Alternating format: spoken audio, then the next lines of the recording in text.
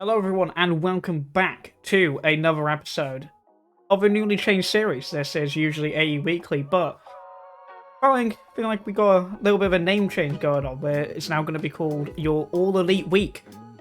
Just because it sounds better, to be honest. Catchier, easier to say, rolls off the tongue. So welcome back. Welcome to your All Elite Week. Me, Daniel Deering, here to give you a rundown everything that's happened in the last week. Apologies for the delay in the video. I got roped into playing Monopoly yesterday, and then also didn't have time to do it on Sunday. So we're doing it today, ready to upload on Tuesday and record on Tuesday. But enough about that. Let's get straight into it. Today we're talking about the Dynamite August 1st, Rampage August 3rd, and Collision August 3rd.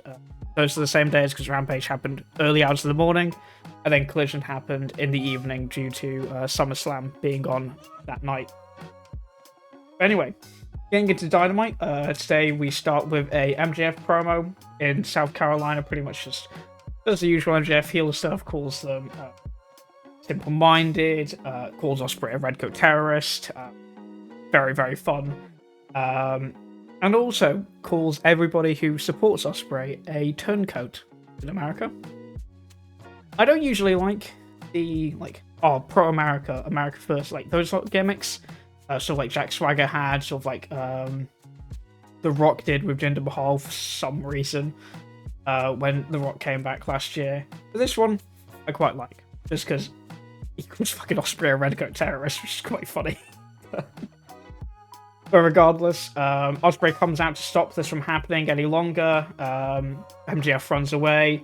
And then we get Ospreay MJF promo, Ospreay in the ring, MJF at the stage once again, where Ospreay just pretty much talks about the legacy and lineage of the international title with people like Cassidy, Moxley, other people, Pac, other people that have held the really strong.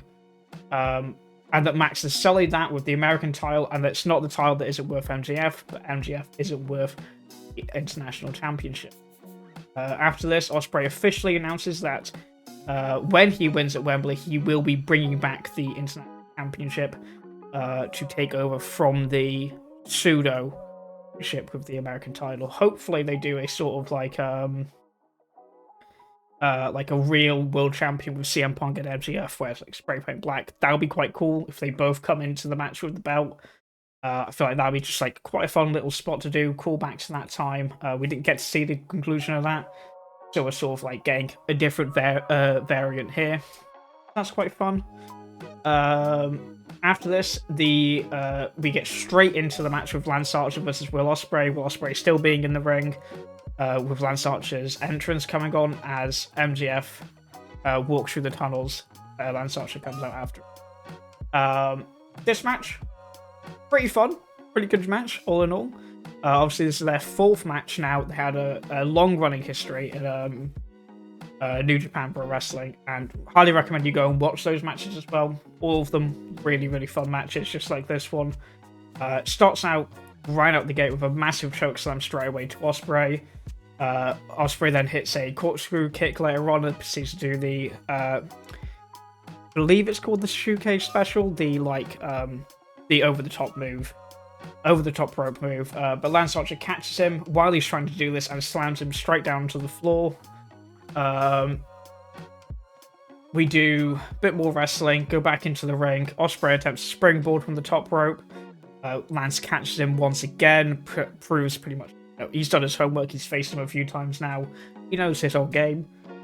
Catches him again, and then proceeds to an insane chokeslam all the way from the top rope, kind of like over his body. It's kind of weird. So he's like, Lance Archer is grabbing Ospreay while Ospreay's on the top rope, while he's like sitting down the top rope, and he sort of chokeslams him over his head and behind him, sort of like a cartwheel kind of.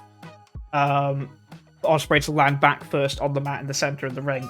Very, very cool.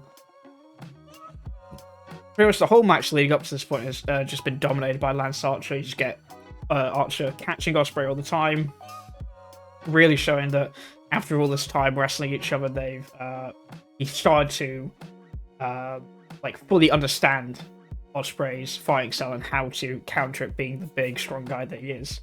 Although it doesn't last for long because Ospreay gets some offense in, then kicks Lance in the face, to which Lance responds by staggering back a little bit and then runs back at him, which Ospreay sort of counters kind of with like a standing Spanish fly that he likes to do as a reversal.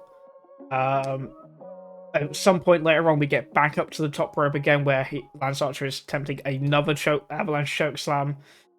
This time, Ospreay instead counters into another Spanish fly, which gets the 2, followed by a Nod's Collar, which gets another 2.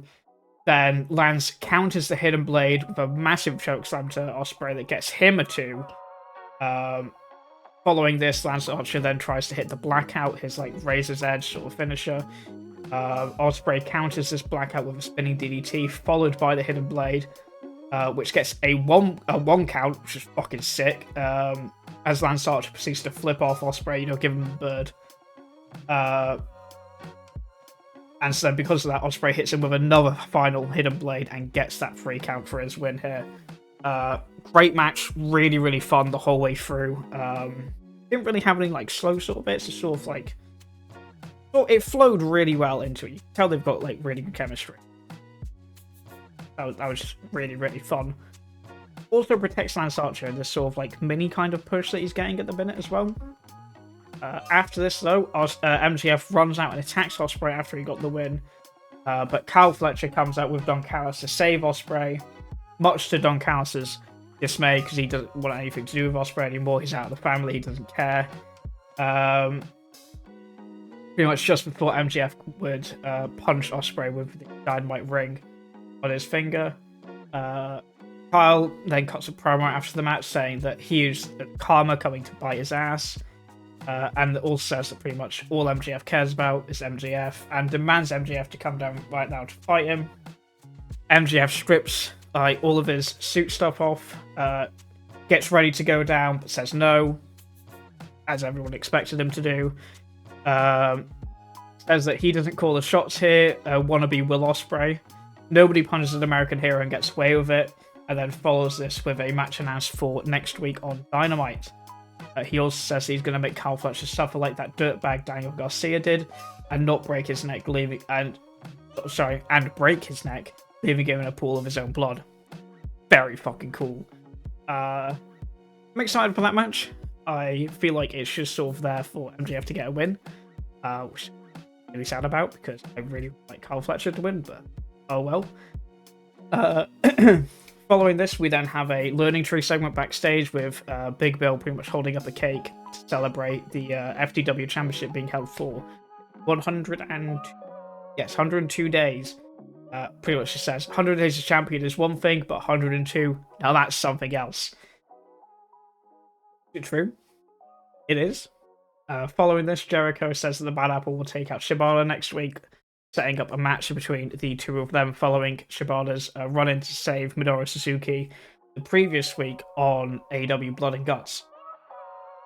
Next up, we have the CMLL Women's Title Eliminator match with Chris Statlander going against the current holder of the CMLL Women's title holder in Willow Nightingale. Before the match starts, stop throwing punches on the apron until Chris hits a missile dropkick and attacks Willow into the corner as well. Following this, Willow tries to hit a cannonball against the barricade once they've started brawling outside. Chris moves out of the way though, sending Willow hurling straight into the barricade, followed by a big head smash onto the steps as well from Chris. Pretty much just Chris is like sort of on top of the match after this failed cannonball, constantly targeting the lower back of Willow Nightingale, to the point where she hits an electric chair into an axe kick, which is fucking sick.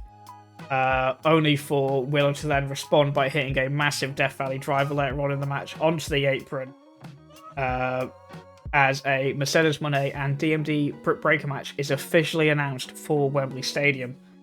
Then start fighting a little more. Willow gets up onto the top rope. Chris knocks Willow off with the top rope and hits Willow with an amazing looking 450 frog splash. Not frog splash, 450 splash, sorry. To get the 2.9 count.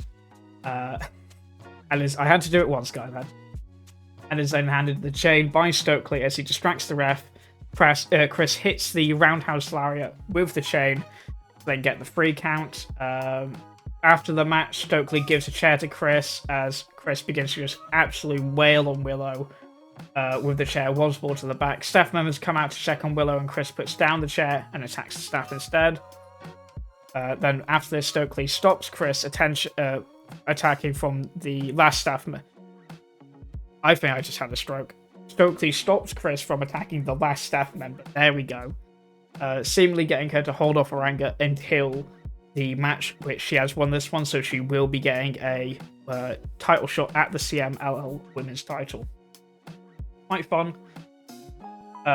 Following this match, we then have a Bryan Danielson promo segment where he comes out to talk about the people of Greenville and also the place. He talks about how he got his engagement pictures here, he loves the place, the crowd start chanting Brie, his wife, which is quite fun. Then just pretty much just does like a heartfelt talk about his career, how he was forced to retire, and he's thankful to be able to be present. That was the main point of this promo, all about being present in the present moment, and just being sort of like aware of everything that's going on around you. He said he's thankful to be able to be present in the good old days, and that the last 3 years of AEW have been his best and his favorite years as well. He starts to get goosebumps after this and tears up at the yes and thank you Brian chants that are just thundering throughout the arena at this point. After this, he then goes on to promise and speaks on his promise to his daughter that when she was 7, he'd have to stop, or when she gets to 7, he'd have to stop wrestling full time. And that the contract with AEW is the last one, which I believe has run out or is about to run out like this week or something.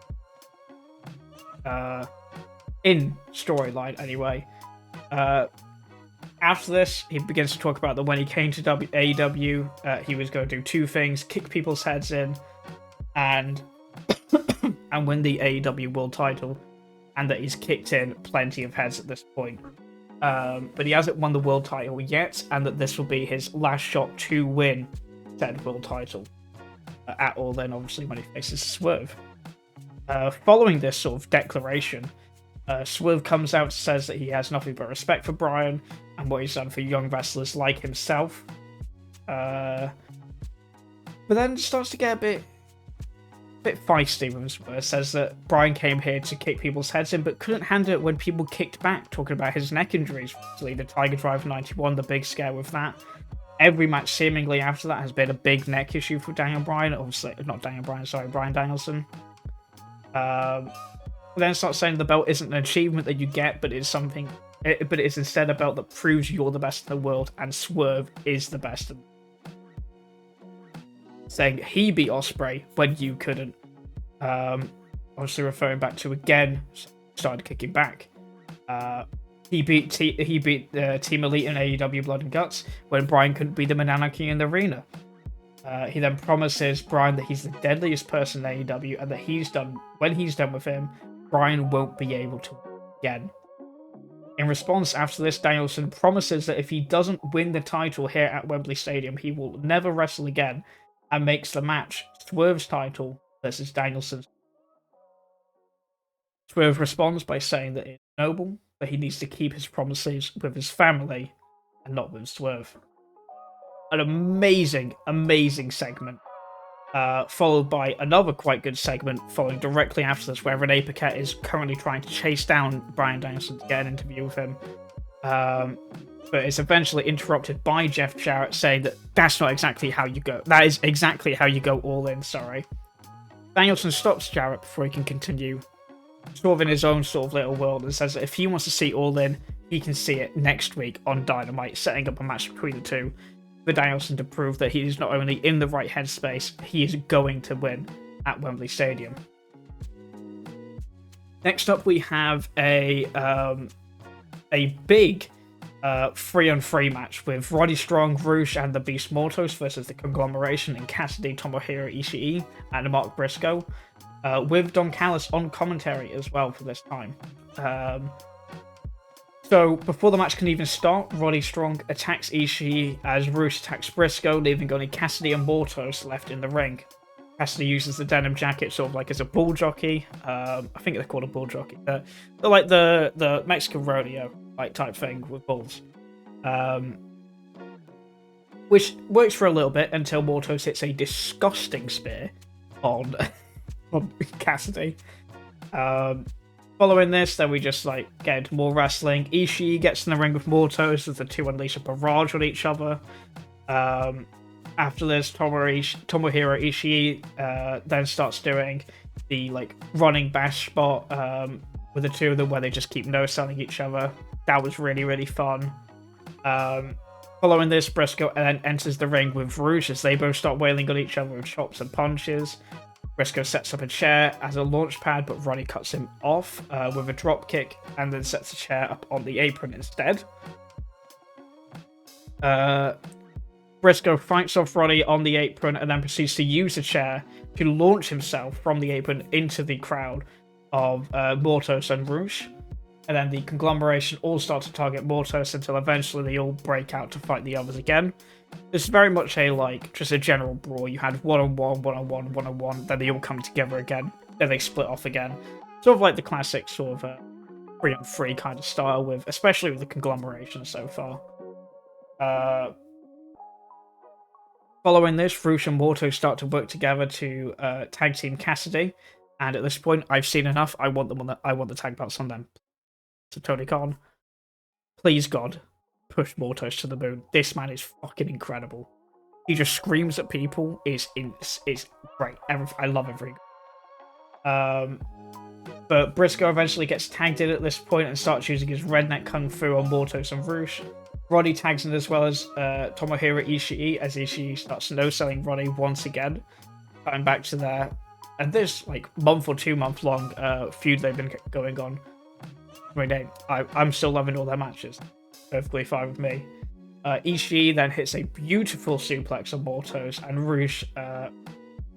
He hits a beautiful suplex on Mortos and Rouge, and a great release suplex on Roddy. Just takes out all three of them, not all at once, but like one suplex. Mortos flies, does like the cartwheel spin out of the ring to hit Briscoe and Cassidy. Hit Briscoe, as then Cassidy follows him with another dive, and then Rouge hits all three outside of the ring as well. After it spills out to the ramp segment once again. This all comes to a head though eventually when they come back into the ring and Mortos pins Mark Briscoe after Briscoe gets hit by a Rouge headbutt and then spiked into the mat with a pile driver by Mortos. Pardon me, sorry. Massive win for Mortos to get the pin here, especially on current Ring of Honor World Champion Mark Briscoe. That is absolutely insane that he got that. Very, very happy. This is like his 3rd or 4th match in AEW, I believe. I think we've actually got another match coming up later on Collision that he's in as well. But moving along, following this, we then get an Acclaim segment where they're coming to Collision, calls out FTR for not being in Team AEW to face off against the Elite, not being here tonight on Dynamite in their own hometown. They're scared of the Acclaimed and calls them out for a match on Collision. It's time to nut up or shut up. I've really liked actually the Acclaimed currently. The last few weeks they've been really, really fun. Ever since Blood and Guts, pretty much. The last couple of weeks they've been great. Or even like a couple of weeks before Blood and Guts as well. They're finally, as long as the Billy Gunn Jay White match doesn't happen again, it's okay. I never want to see that happen again. But regardless, I'm having flashbacks. After this, we then get a Renee Paquette interview with Mariah May, where Mariah basically says she has nothing left to say, that Tony gave her everything she wanted. Tony said this business would eat her alive, and it's Mariah's turn to eat. After this, in response, Toni Storm comes out screaming, saying that she loves Mariah May and that they say you should let your love kill you, and that all in will be the romance of a lifetime, as she is just completely lost her mind. I cannot wait for this fucking match. This match is going to be so good. Oh my god, it's going to be so good. After this, we get a nothing match with Camille going alongside Mercedes versus Jade. Camille bull rushes Jade right into the corner as soon as the match starts, and a barrage of kicks into the corner. And then Camille wins after driving Brittany's head into the mat for the 3. Just nothing match, showcase Camille pretty much. Mercedes' promo after this match includes welcoming Camille to the Monet Corporation and saying that she isn't worried about Britt as she's suspended because of the Mercedes EVPs and also Camille, and that this is Mercedes' house now and money changes everything. Really laying it on thick with the heel gimmick, which I love because she's not a face at all, she's only a heel. Next up, we now have our main event for Dynamite this week. There hasn't really been much for me to talk about this week. In Dynamite anyway, which I'm so happy for, because my god, that bloody cuts match took it out of me, man. But anyway, I digress. Moving on, we now have a Hangman Page versus Darby Allin main event. Very excited, first time they've ever faced off against each other. And it shows because it starts out quick as Darby tries a coffin drop from the top rope onto the outside. Hangman catches him and suplexes Darby into the ground and proceeds to target Darby's shoulder after this for most of the match. Hangman then proceeds to grab a chair after they've wrestled a bit more, heads up to the ring, to the stage where Darby is. The ref, Bryce Remsburg, at this point, who's referee for this match, is constantly shouting him the whole way up the ramp as he's walking up in the chair. Until Hangman finally snaps at Bryce, allowing Darby to attack pretty much just like blindside him, and then climbs up onto the tunnel and proceeds to hit a coffin drop from the tunnel, which is insane. I love this man. This match was so fucking fun. It was so good, top to bottom. And this is line 2 of 8 lines I've got for this match. So strap in, because after this, Hangman hits a devastating Death Valley driver, just spiking Darby into the mat after they've come back to the ring now to get the 2 count. Then Darby tries to hit a stunner, which Hangman counters into a rear naked swinging chokehold. I thought was really, really fun. After this, about like 2 or 3 minutes after this, roughly, the lights then go out. After Darby gets a 2 count with only the barricade being lit up, then the lights are restored. I assume it was just an electrical fault because nothing happened. But after this, Hangman sets up the steps on the edge of the apron.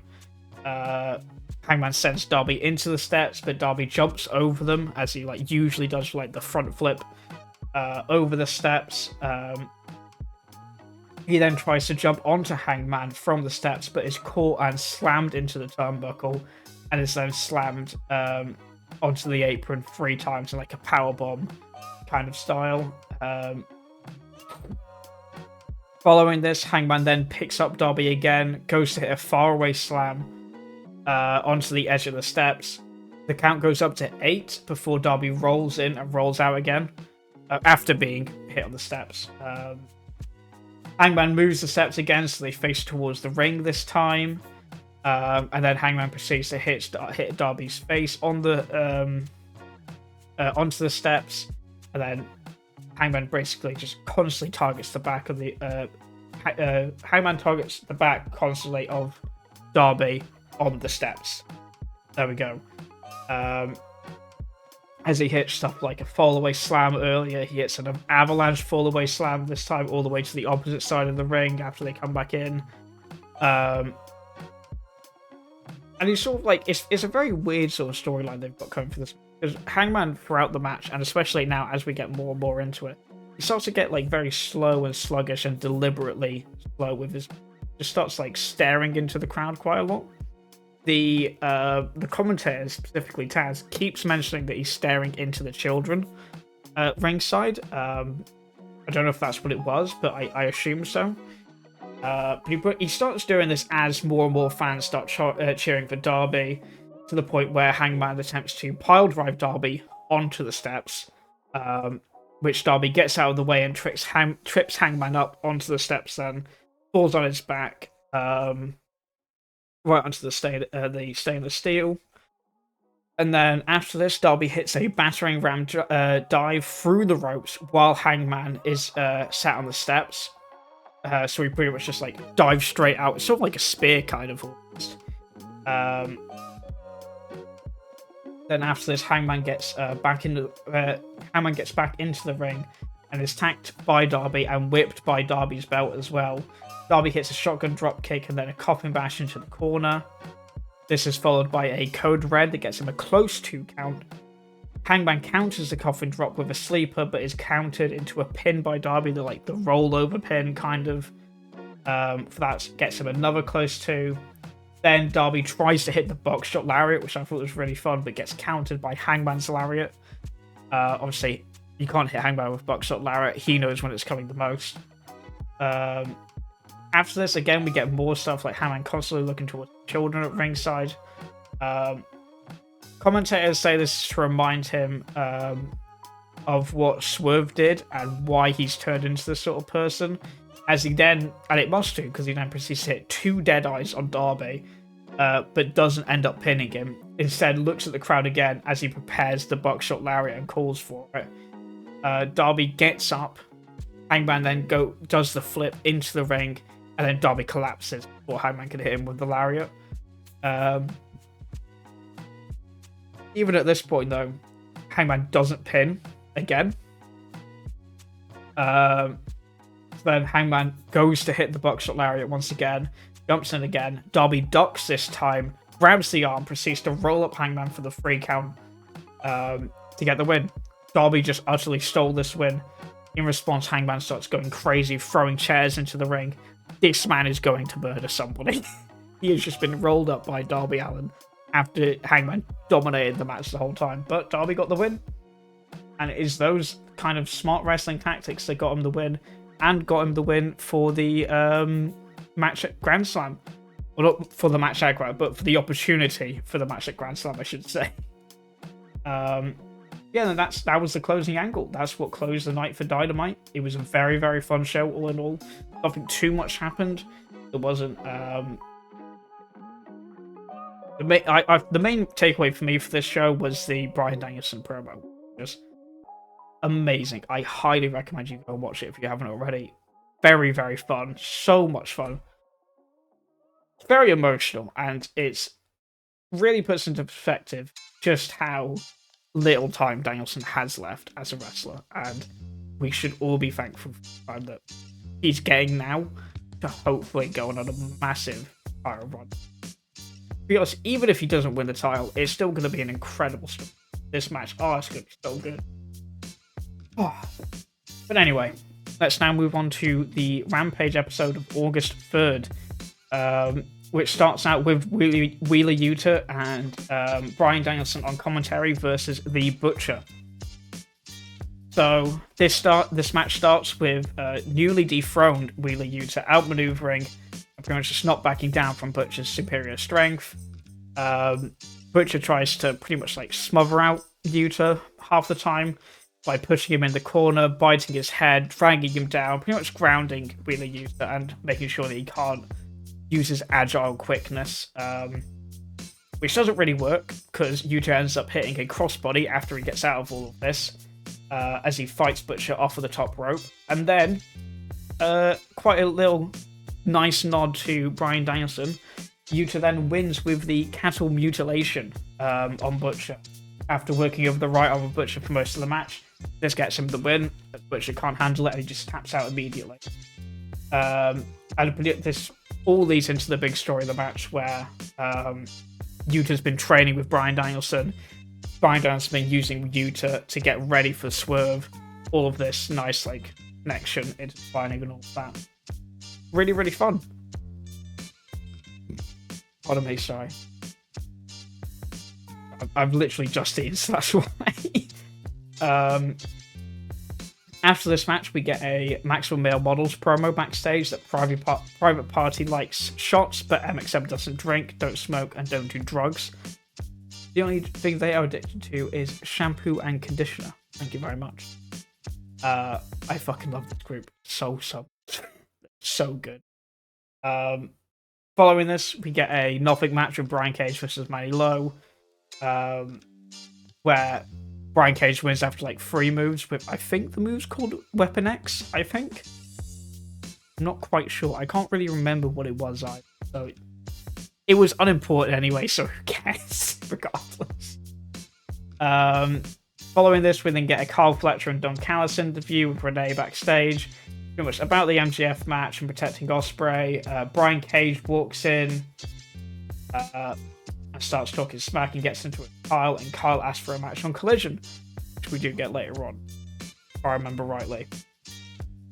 Next up, we get another match, Nyla Rose versus Harley Cameron, which is another sort of like nothing match, really, where Harley Cameron cuts a promo. She walks down saying Saraya won't be wrestling tonight out of protest for not being involved in All In.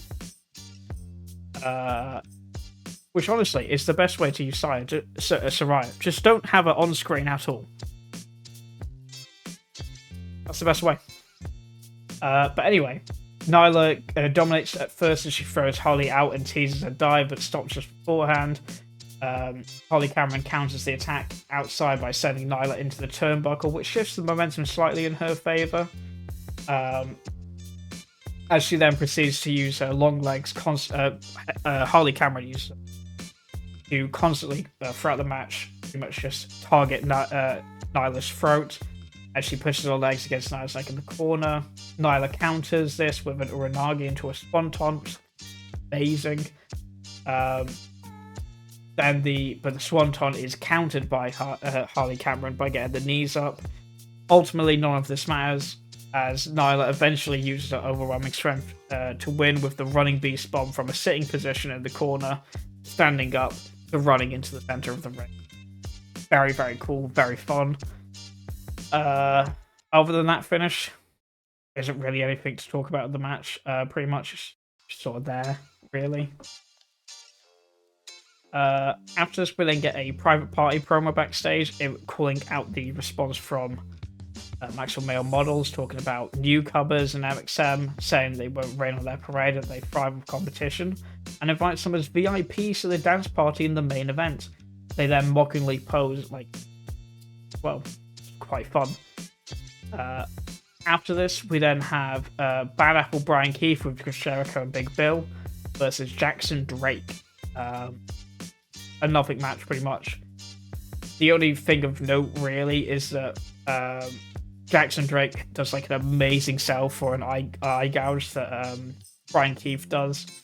Then after this, after like a bit more, Brian Keith does another eye gouge and then breaks his eyes across the ropes as well.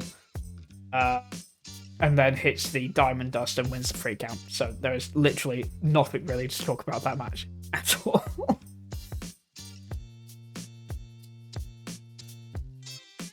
Next up, though, we do have something to talk about, because we have a Katsuyori Shibata interview with Renee, where Renee pretty much just asks about Samoa Joe, about Hook.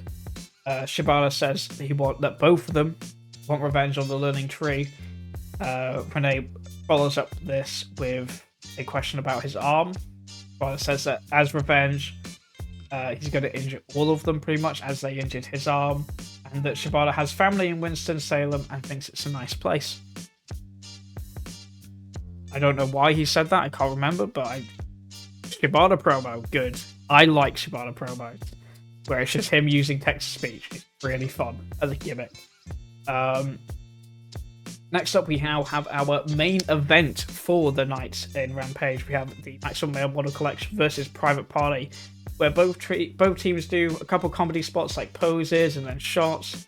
Private Party does the shots taunt thing, and Mansoor backs up terrified as Mansoor proceeds to tell this is a serious wrestling competition.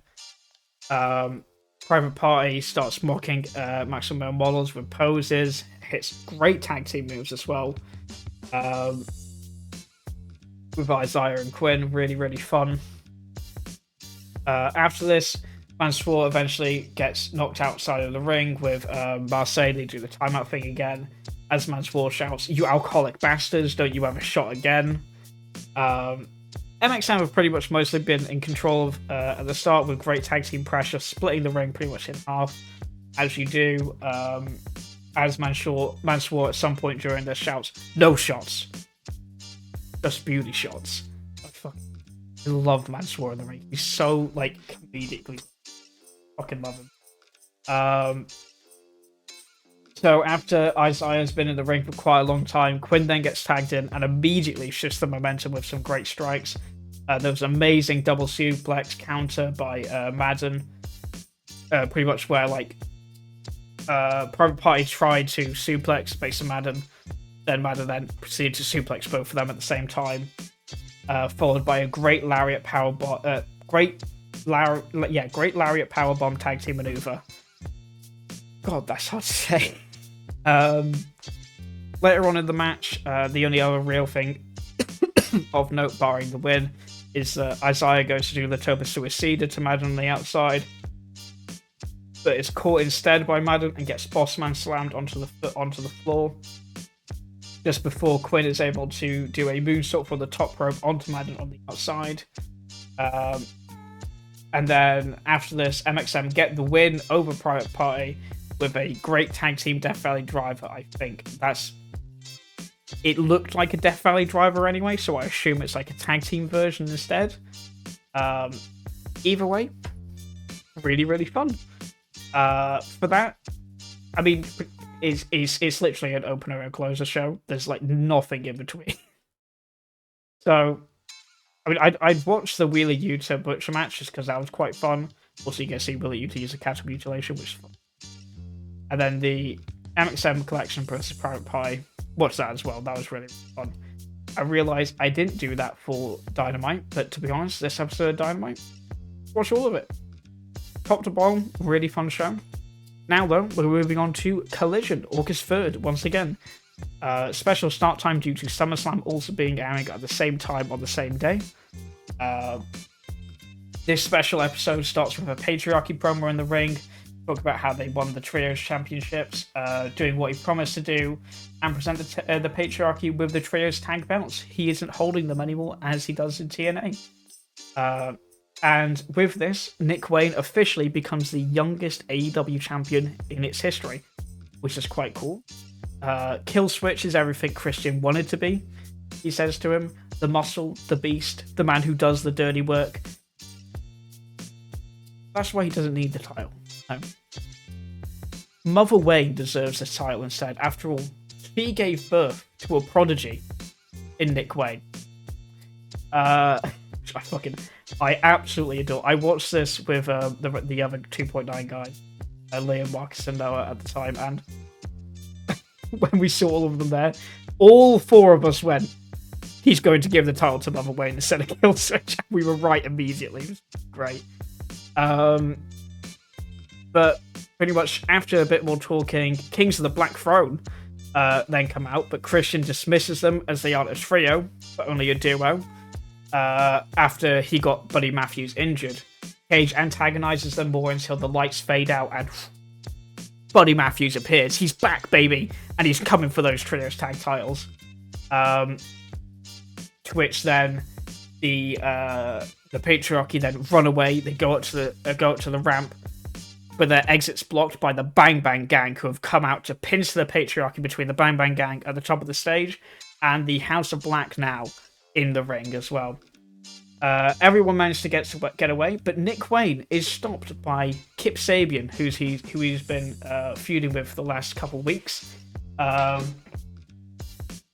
Pretty much just they just beat up Nick Wayne, House of Black and Bang Bang Gang. Then tensions rise between both of them as the Bang Bang Gang and the House of Black hold Nick Wayne's belt, as Christian Cage shouts that neither of them will ever get it from the crowd holding Mother Wayne at the same time. Very, very fun segment. I'm so happy that Buddy Matthews is healed again and ready to come in with more matches. Great. Following this, we then actually another Trios tag team. Lexi interviews the Ring of Honor Trios tag team title holders. in Dustin Rhodes and the two Von Erichs. I'm sorry, I don't know the Von Erichs names. I couldn't remember them when I wrote them down. Pretty much just talking about how he's getting older now and that the up-and-coming Von Erichs. And then... I forgot this happened. Sammy Guevara comes out and says he wants to team up with them. I'm moving on because I don't want to talk about Sammy Guevara. He's a fucking dick.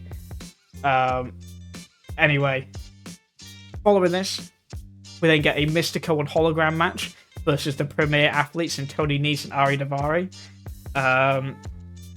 Premier Athletes then carry on their gimmick of the last few weeks, where the lawyer this time starts calling Texas fat and obese, as they usually do. They've been in the sports arena in Texas last 3 weeks now, I want to say, 2 or 3 weeks. And it's been great. The crowd's been amazing. Crowd amazing again here for Collision, which is great.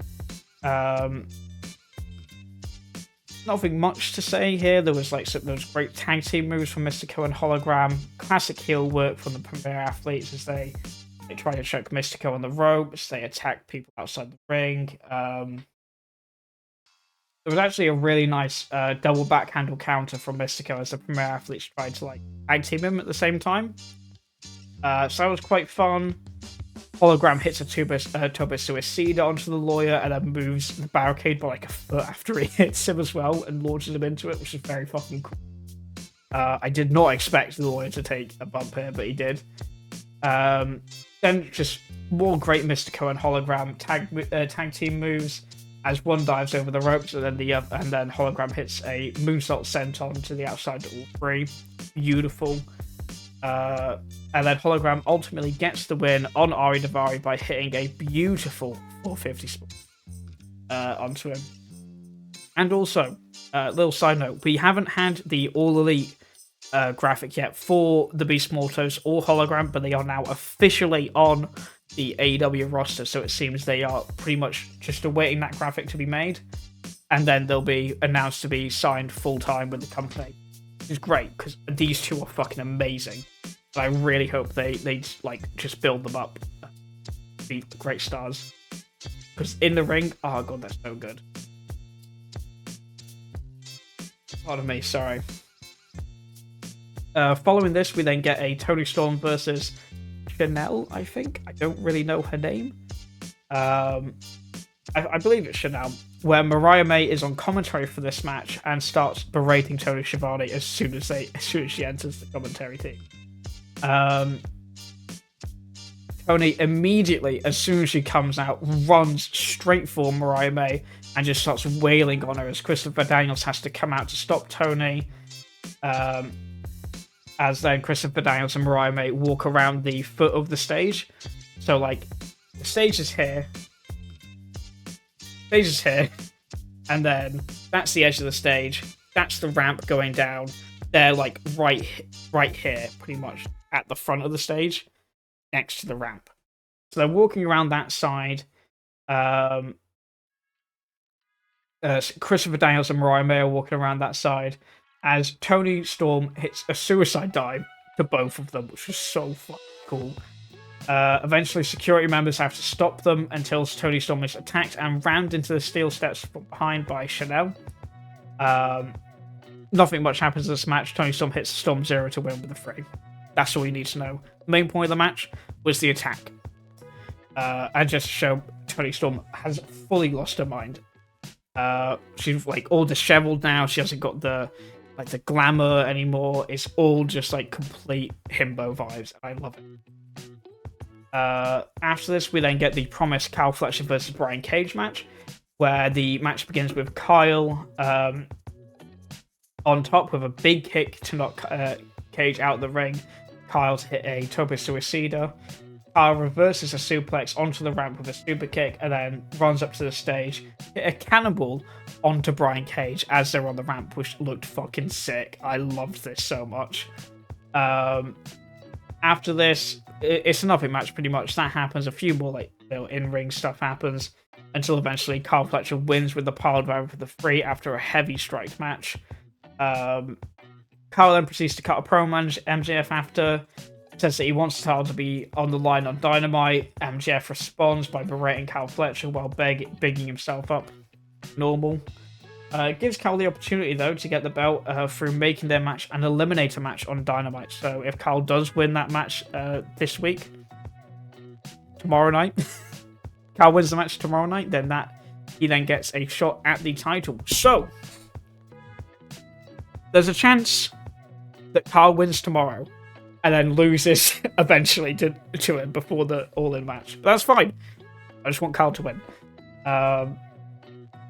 Following this, we then get a Renee Paquette interview with Jeff Jarrett and Faction.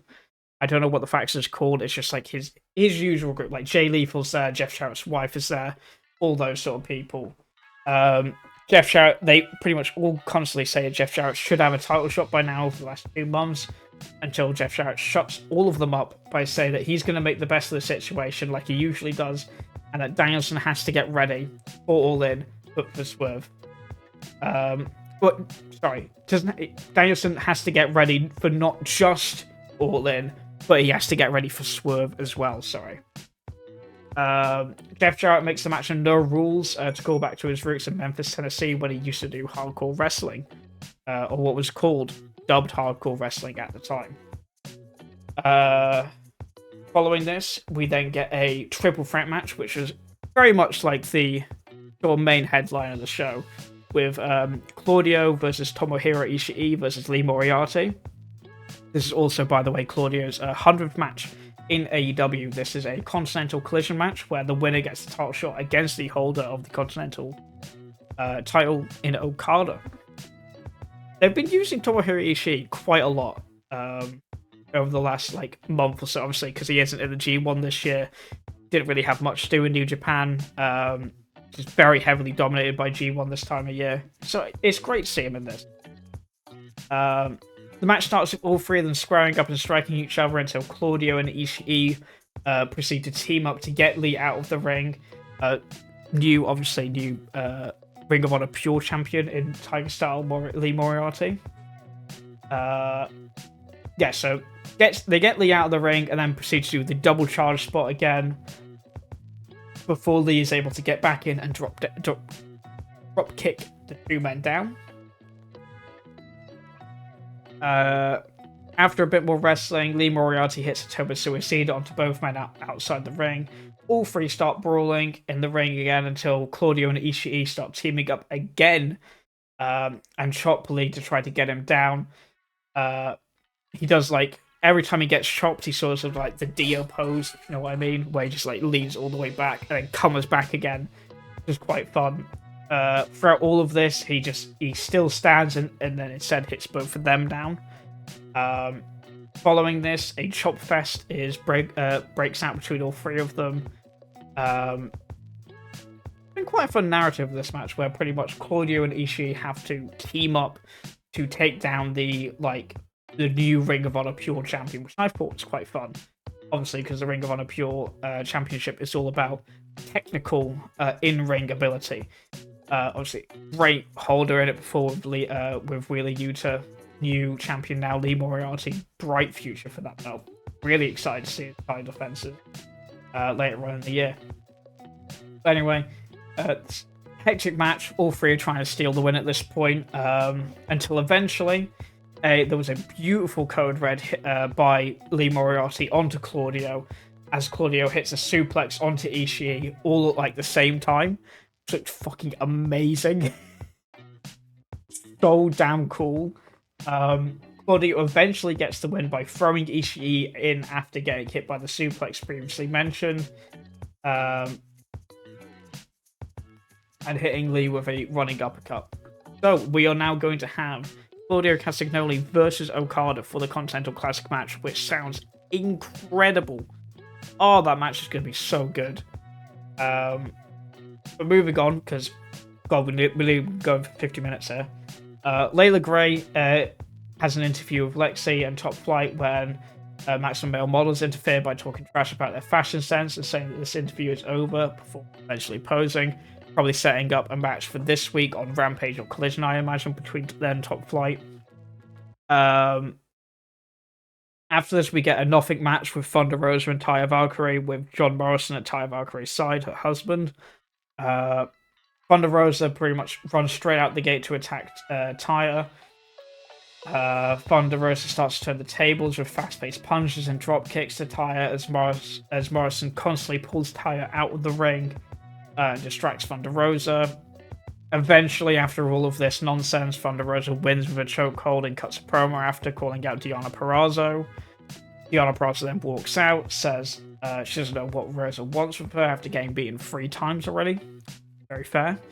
And eventually, a Texas bull rope match gets announced in Arlington, Texas on Collision for this week. I do not care about this feud. I am so tired of seeing this feud every week. It sucks, man. Please, God, let me leave. Something I don't want to leave from, though, is Darby Allin, Mark Briscoe, FTR versus Beast Mortos and Undisputed Kingdom in Mike Bennett, Matt Taven, and Roddy Strong in a 4-on-4 match. Oh my god, this match was so much fun the whole way through. More Beast Mortos. I fucking love this guy. This is our main event, by the way, for Collision, and the final match of the week for your All Elite Week. So the match starts with 4-way tag team corner attacks onto Roddy Strong until Roddy is eventually able to get away from all of this and tag in Mike Bennett. After a bit more wrestling, a bit more moves, the Beast Mortos then gets tagged in and proceeds to demolish literally everybody in the ring, and throws Darby in the air, spiking his head down. It looked fucking gnarly. He just threw him up and then his head hit down like a pencil. Sick. Cash Wheeler of FTR then gets isolated after a bit and attacked outside until eventually a massive brawl breaks out between everyone. Cash Wheeler, sort of like for most of the match, the story has been how he's been like isolated from everybody else so far. Mark Briscoe comes in a bit later and proceeds to fight all 4 members on his own. Quite fun. Coming to the aid of Cash Wheeler for the most part. And at this point, the match is broken down. Everybody's fighting, everyone's in the ring. Mortos proceeds to suicide dive spin out onto the floor to Briscoe and Cash. I don't know what the move's called. It's like the rolling. I think a Joshi wrestler is called like rolling candy or something like that. Pretty much where they do like the the barrel roll spin in midair after diving out of the ring. Very cool looking regardless. So Beast Mortos hits that to Briscoe and Cash as they spill out onto the floor. He then hits a great cannonball to Dax after getting tagged in. Following this, Mike Bennett hits an amazing Death Valley driver to Mark Briscoe out onto the apron, just followed by a big punt kick by Matt Taven. Darby Allin responds to this by hitting Matt Taven and Roddy Strong with coffin charges in the corner, where one's in one corner, one's in the other, and he's pretty much charging between the two, doing like the coffin barge sort of spot. And then eventually, all 4 members of the conglomeration team, not even conglomeration team. I don't know why I said that. There's only 1 member of the conglomeration. But of the good guy team, FTR side, all 4 members proceed to hit Taven with top rope moves until Darby hits the coffin drop to let Dax get the pin for the win. Following this, Dax then cuts a promo, saying that this right here in the ring is the lifeblood of AEW, similar to what Darby Allin did a few weeks back. Of course, it doesn't sit right with one faction, particularly the Acclaimed, because they come out to face FTR right now. Max Caster says that Cash Wheeler isn't good enough to get on TV without Dax. Bowen says that they gave their bodies for AEW, so FTR has the opportunity to bitch and moan about their legacy.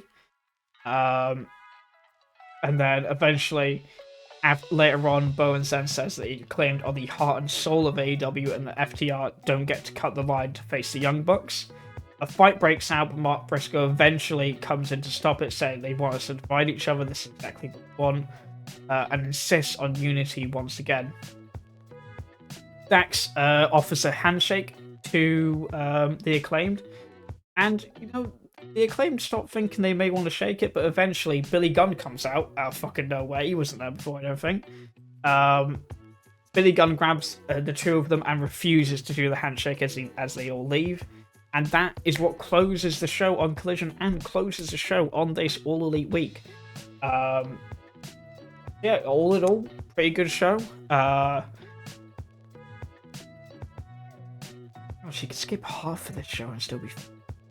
I'd watch the Patriarchy promo. That was really fun. The Mystico and Hologram match. If you're a fan of Hologram like I am, probably watch the match. It was quite fun for him. Otherwise, it's a Premier Athletes match. You can probably skip it. Toni Storm Chanel, you can skip that. Fletcher, Brian Cage, doesn't matter. The Jeff Jarrett interview, not really. Claudio, Ishii, and Moriarty, though, do watch. Very, very good match, that one. Thunder Rosa, Taya Valkyrie, don't go near it.